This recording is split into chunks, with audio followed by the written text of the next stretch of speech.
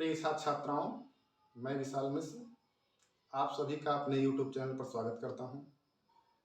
आज हम एक नए प्रकरण के साथ आप लोगों के सामने आए हैं। वह है जीवन परिचय, कवियों का जीवन परिचय। इसमें आज हम एक कवि की चर्चा करेंगे, वो है सूरदास। जो सूरदास जी हैं और सूरदास का जीवन परिचय आज आप देखेंगे, तो इस वीडियो में आप बातों को ध्यान से देखेंगे और सुनेंगे और उसको बारीकियों को समझेंगे कि किस तरह से आप जीवन परिचय लिखेंगे। तो सीधा हम शुरू करते हैं। सूरदास से 3 नंबर के प्रश्न आते हैं इससे जीवन परिचय से। सूरदास का जन्म 1478 ईस्वी 1478 1583 1583 ईस्वी में इनका जन्म। 1478 में जन्म हुआ, 1583 ईस्वी में इनकी मृत्यु। सूरदास जी अष्टछाप के कवियों में इनका महत्वपूर्ण स्थान है और ऐसी मान्यता भी है, ऐसी किंवदंतियां भी हैं कि सूरदास जी जन्म से अंधे थे। इसमें विद्वानों का मतभेद भी है। कुछ विद्वान मानते हैं जन्म से अंधे थे, कुछ विद्वान मानते हैं बाद में अंधे हुए। और इनका जन्म, इनकी माता का नाम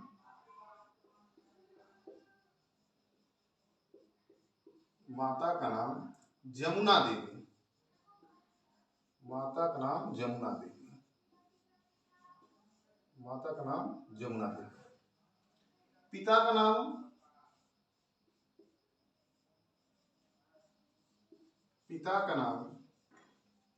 माता का नाम जमुना देवी, पिता का नाम रामदास।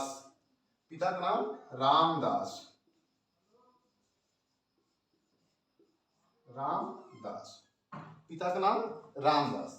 माता का नाम जमुना देवी, पिता का नाम रामदास। गुरु, जन्म स्थान देते थे, जन्म और जन्म स्थान।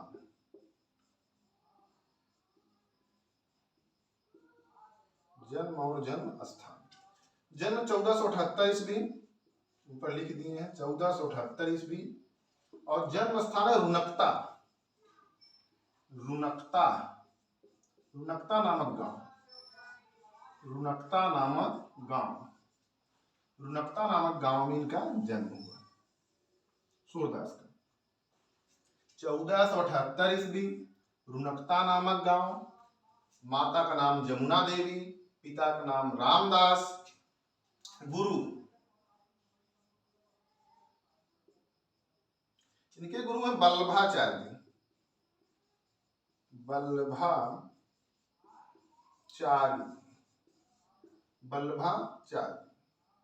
इनके गुरु हैं वल्लभाचार्य। सूरदास जी की माता का नाम जमुना देवी, पिता का नाम रामदास। जन्म 1478 और जन्म स्थान रुनकता नामक गांव। गुरु वल्लभाचार्य। भाषा में किस भाषा में लिखते थे? भाषा इनकी है ब्रज भाषा। और सूरदास अष्टछाप कवियों में महत्वपूर्ण कवि हैं और अष्टछाप इतने कवि हैं, सबकी भाषा ब्रज है, यानी कृष्ण भक्त काव्य के सूरदास ही कृष्ण भक्त शाखा के कवि हैं। लीजिए, कृष्ण भक्ति शाखा के प्रमुख कवि हैं। कृष्ण भक्ति शाखा के प्रमुख कवि सूरदास जी कृष्ण भक्ति शाखा के प्रमुख कवि हैं और अष्टछाप में इनका महत्वपूर्ण स्थान है। तो भाषा ब्रज हो गई। भक्ति, इनकी भक्ति किस प्रकार से थी? इनकी भक्ति है सख्य भाव या सखा भाव। सख्य भाव या सखा भाव, अर्थात ये भगवान कृष्ण को अपना सखा मानते थे। भगवान कृष्ण को अपना सखा, इसलिए भक्ति कहती है सख्य भाव की। भक्ति है सख्य भाव की। भाषा है ब्रज। इन्होंने जितनी रचनाएं लिखी, जितनी रचनाएं हैं, उनकी भाषा कौन सी है? ब्रज। उनकी भाषा ब्रज। गुरु वल्लभाचार्य। जन्म 1478, जन्म स्थान रुनकता नामक गांव। माता का नाम जमुना देवी, पिता का नाम रामदास। 1478 1583 इनका जीवन काल है। कृष्ण भक्त शाखा के प्रमुख कवि हैं। अष्टछाप के कवियों में इनका महत्वपूर्ण स्थान है। अष्टछाप के कवियों में इनका महत्वपूर्ण स्थान है। अब देखेंगे भक्ति हो गई सख्य भाव की, भाषा हो गई ब्रज, गुरु वल्लभाचार्य, जन्म 1478, जन्म स्थान उनकता, पिता का नाम रामदास, माता का नाम जमुना देवी। रामदास सारस्वत ब्राह्मण थे। अब इनकी रचनाएं देखेंगे कुछ। निवास स्थान एक देख लीजिए, निवास स्थान इनका श्रीनाथ जी का मंदिर,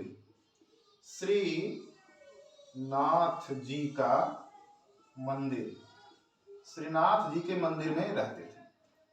वल्लभाचार्य कहने के बाद ये श्रीनाथ जी के मंदिर में रहते थे और वहीं भगवान कृष्ण का भजन करते थे।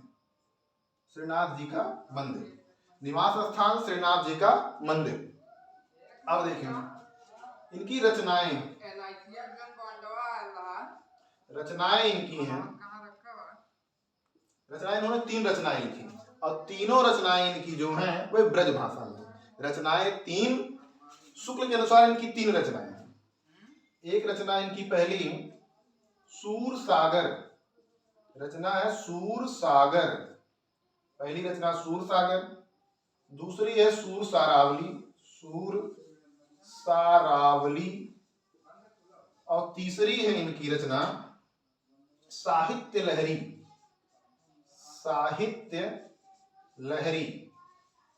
3 रचनाएं इनकी हैं, सूर सागर, सूर सारावली और साहित्य लहरी।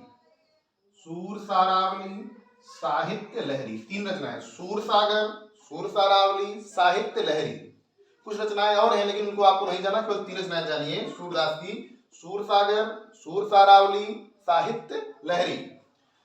अब कुछ चीजें बात फिर सुन लीजिए। सूरदास जी का जीवन परिचय यही है कि 1478 1583 इनका जीवन काल है।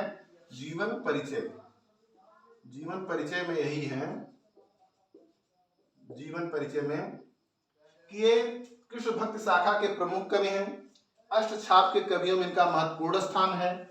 इनकी माता का नाम जमुना देवी, पिता का नाम रामदास, जन्म 1478, जन्म स्थान उनकता नामक ग्राम, गुरु वल्लभाचार्य जी, भाषा इनकी ब्रज। जितनी रचनाएं लिखी सब ब्रज भाषा में है इनकी। इनकी भक्ति सख्य भाव या सखा भाव में भगवान कृष्ण को अपना सखा मानते थे।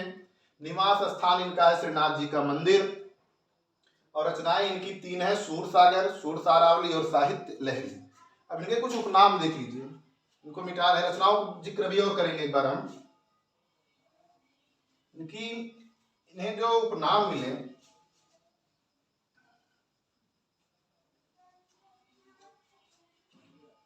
सूरदास जी बहुत महत्वपूर्ण कवि हैं। इनका जीवन परिचय परीक्षा में आने की पूरी संभावना है, इसलिए बहुत ध्यान से सुनिएगा। देखिए उपनाम, अब बातें होंगी उपनाम की।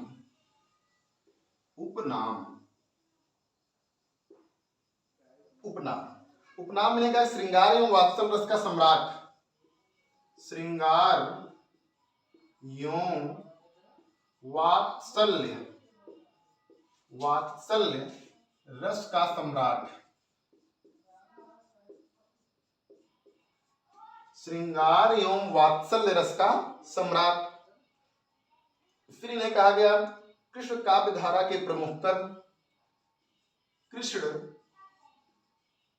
भक्ति काव्य धारा के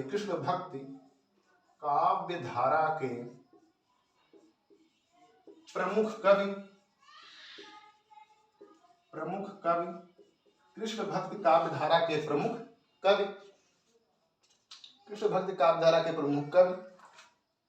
अष्टछाप के कवियों में महत्वपूर्ण स्थान, अष्टछाप के कवियों में महत्वपूर्ण स्थान, अष्टछाप के कवियों में महत्वपूर्ण स्थान, अष्टछाप के कवियों में महत्वपूर्ण स्थान। पुष्टि मार्ग का जहाज कहा गया इन्हें, इन्हें कहा गया पुष्ट मार्ग का जहाज, पुष्ट मार्ग का जहाज, पुष्ट मार्ग का जहाज, पुष्ट मार्ग का जहाज कहा गया। श्रृंगार एवं वात्सल रस का सम्राट, कृष्ण भक्ति काव्य धारा के प्रमुख कवि, अष्टछाप के कवियों में महत्वपूर्ण स्थान, पुष्ट मार्ग का जहाज, पुष्ट मार्ग का जहाज, पुष्ट मार्ग का जहाज, अष्टछाप के कवियों में महत्वपूर्ण स्थान, कृष्ण भक्ति काव्य धारा, कृष्ण भक्ति काव्य धारा के प्रमुख कवि, श्रृंगार एवं वात्सल रस के सम्राट, वात्सल रस का सम्राट, ये सब इनको उपनाम मिले।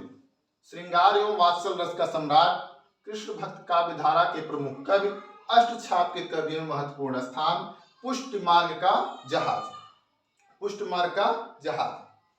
अब देखिए इनकी रचनाएं।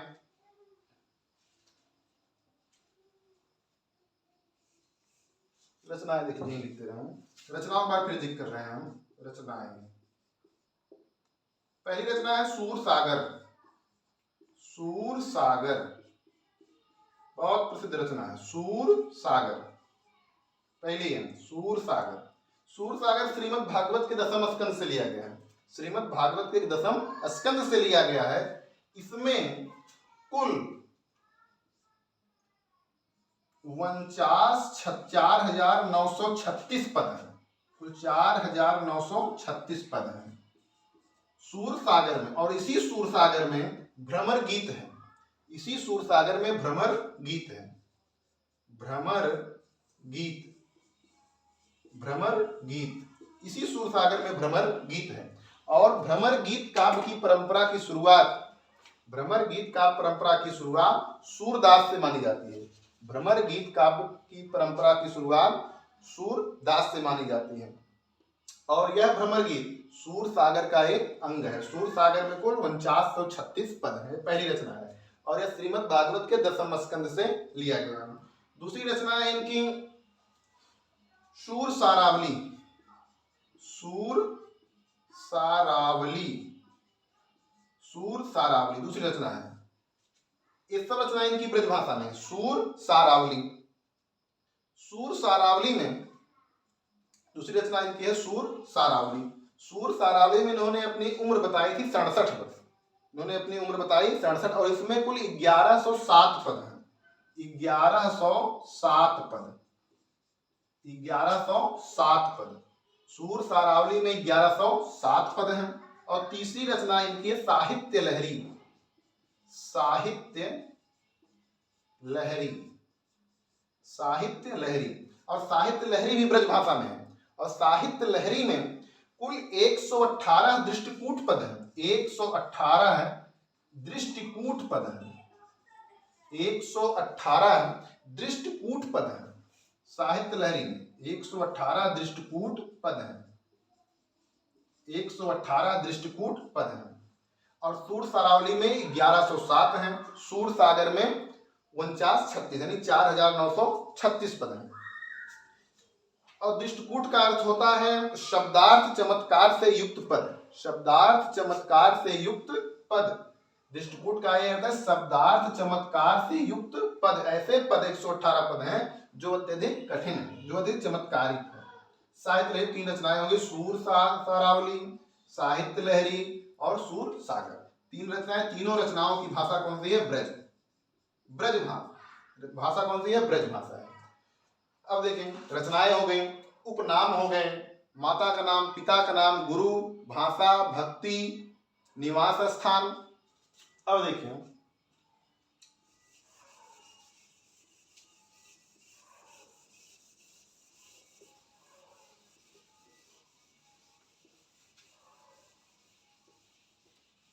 इनकी मृत्यु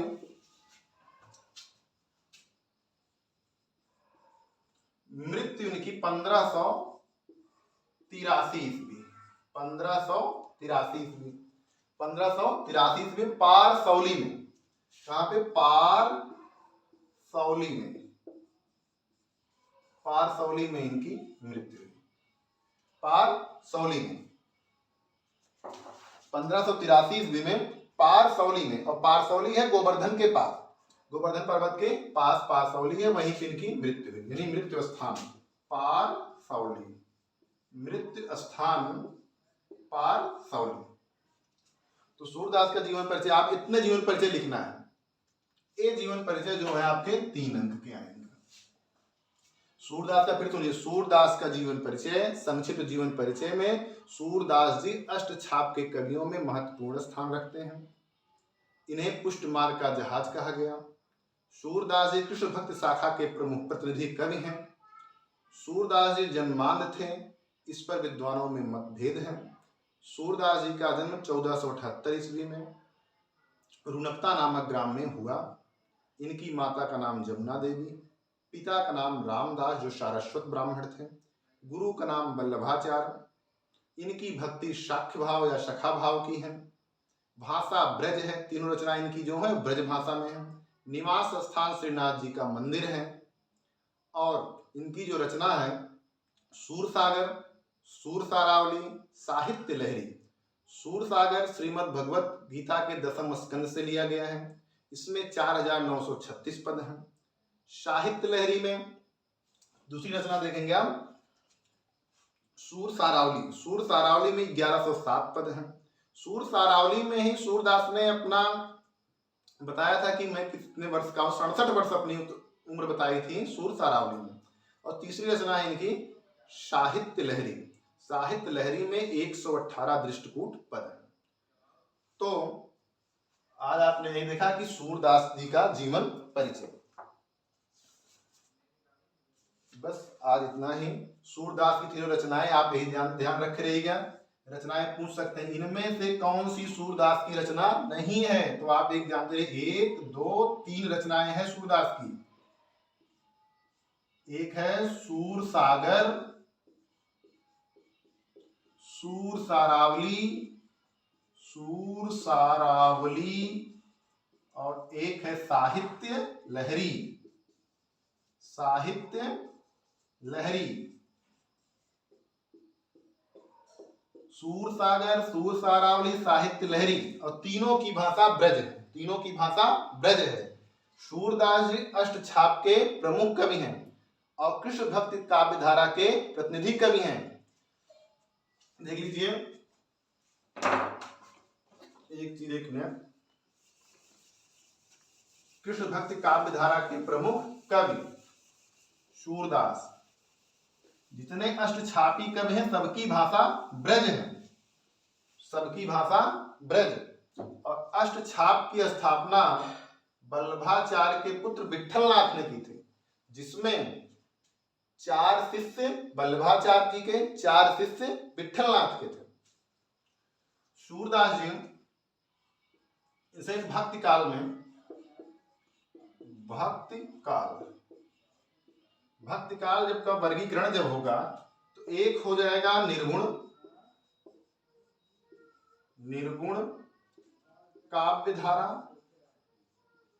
एक होगी सगुण काव्य धारा, सगुण काव्य धारा, सगुण काव्य धारा। अब ये भी दो बढ़ जाएंगे, एक हो जाएंगी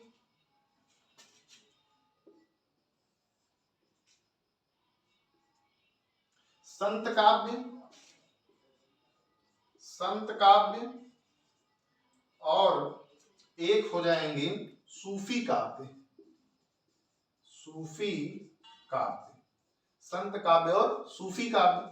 सगुण काव्य धारा में एक हो जाएंगे रामाश्रयी, रामाश्रयी काव्य धारा, और एक है कृष्णाश्रयी काव्य धारा, कृष्णाश्रयी काव्य धारा, कृष्णाश्रयी काव्य धारा। और भक्ति काल की सूफी संत काव्य धारा, संत के हैं प्रतिनिधि कवि कबीर, कबीर, और सूफी के हैं जायसी, और रामाश्रयी के हैं गोस्वामी तुलसीदास, तुलसीदास जी, तुलसीदास जी, और कृष्णाश्रयी के हैं सूरदास जी, सूरदास जी, सूरदास जी। यानी सगुण दो भागों में बटा, एक रामाश्रयी एक कृष्णाश्रयी। रामाश्रयी के हैं तुलसीदास जी प्रतिनिधि कवि, कृष्णाश्रयी के हैं सूरदास जी। सूफी काव्य धारा के हैं मलिक मोहम्मद जायसी और संत काव्य धारा के हैं कबीर। ये दोनों निर्गुण में जाएंगे।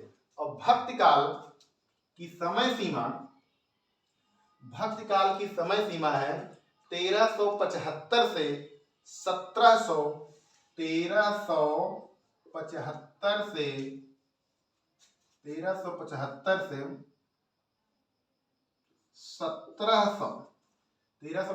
से 1700 विक्रमी संवत, विक्रमी संवत 1375 से 1700 विक्रमी संवत, 1375 से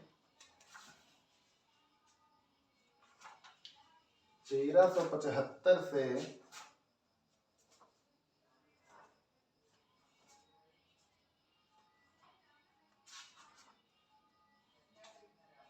1700 विक्रमी संवत। संवत में से 57 वर्ष घटाने पर आपको ईस्वी मिल जाएगा। संवत में से यदि 57 वर्ष घटाएंगे तो आपको ईस्वी मिल जाएगा। तो भक्ति काल की समय सीमा 1375 1700 विक्रमी संवत। भक्ति काल दो भागों में बटा है। और इसी शाखा में सगुण काव्य धारा के प्रतिनिधि में कृष्णाश्रयी काव्य धारा के प्रतिनिधि कवि सूरदास का आपने जीवन परिचय देखा, जिनका जन्म 1478 ईस्वी में हुआ और मृत्यु 1583 ईस्वी में हुई।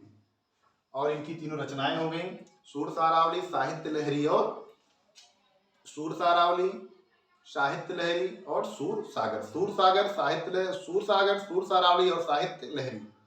बस आज के लिए इतना ही। और कल के वीडियो में हम गोस्वामी तुलसीदास जी का जीवन परिचय बताएंगे। अब एक एक दिन में करके सभी कवियों और लेखकों का जीवन परिचय बताएंगे। बस, और आप सब रिवीजन करते रहिए और लिखने का प्रयास करते रहिए।